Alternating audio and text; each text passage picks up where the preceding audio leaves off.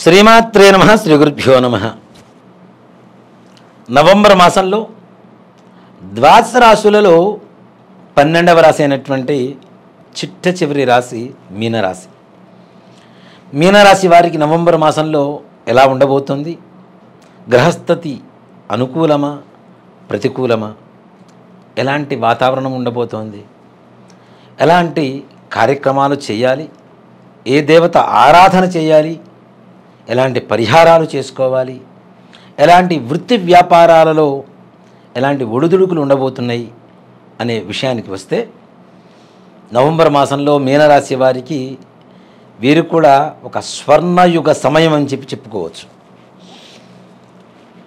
ప్రతికూలతలన్నీ కూడా తొలగిపోయి అనుకూలమైనటువంటి వాతావరణం సంపూర్ణంగా రాబోతోంది. సంకల్ప సిద్ధి, శత్రుకార్య హాని, సకల యుద్ధ జయాలు. యుద్ధము అంటే కత్తులు లేవు రాజులు లేవు అని కాదు. ఏదైతే మనం యుద్ధ ప్రాతిపదికన కావచ్చు, లేదంటే 10 సార్లు ప్రయత్నిస్తూ ఓడిపోతున్నామో విఫలమవుతున్నామో అలాంటి పనులు కావచ్చు, అన్నీ కూడా దిగ్విజయంగా పూర్తవుతాయి.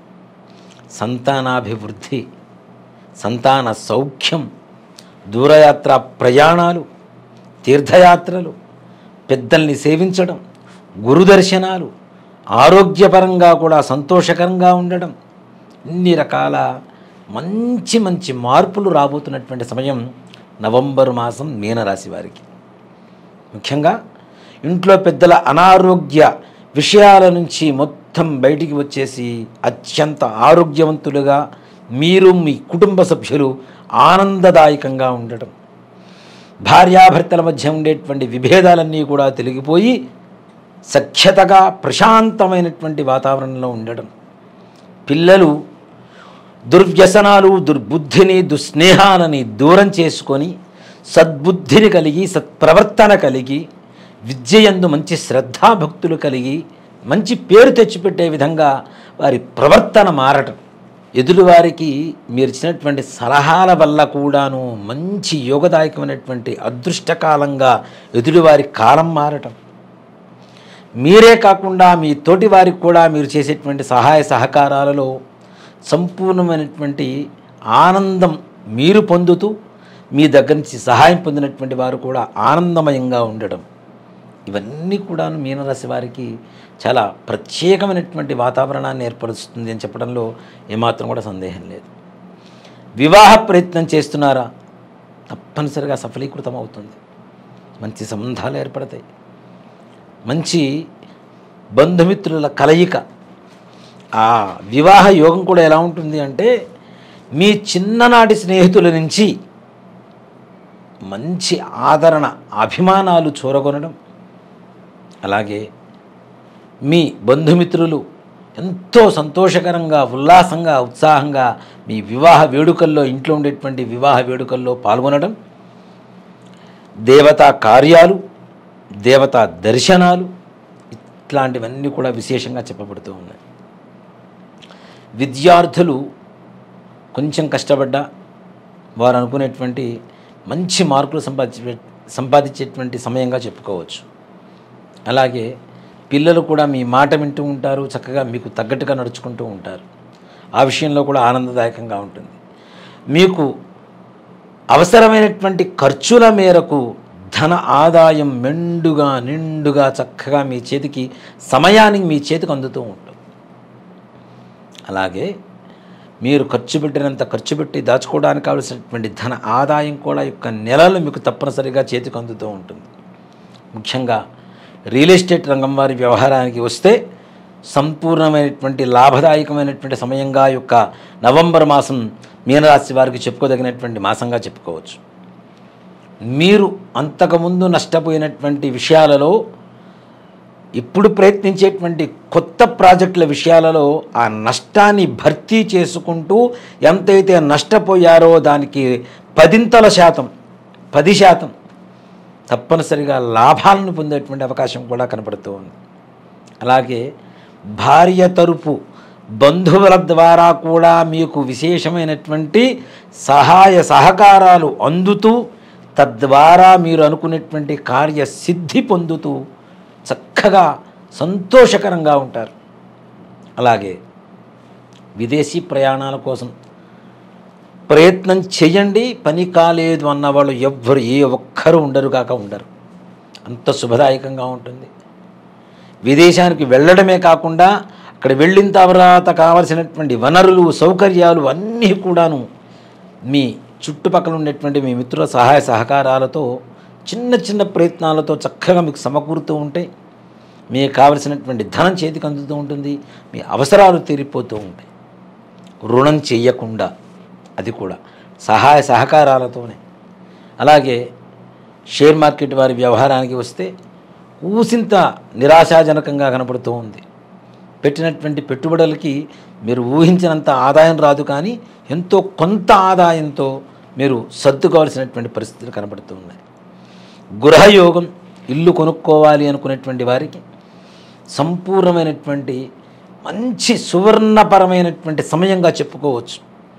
సంకల్పం చేయండి, అడ్వాన్సులు ఇవ్వండి. లేదంటే తప్పనిసరిగా ఇప్పుడు మీరు ఈ మాసంలో ఇచ్చినటువంటి ఒక 50 లక్షల రూపాయల ఇల్లు తీసుకొని దానికి ఒక 2 లక్షలు అడ్వాన్స్ ఇచ్చారనుకుందాం.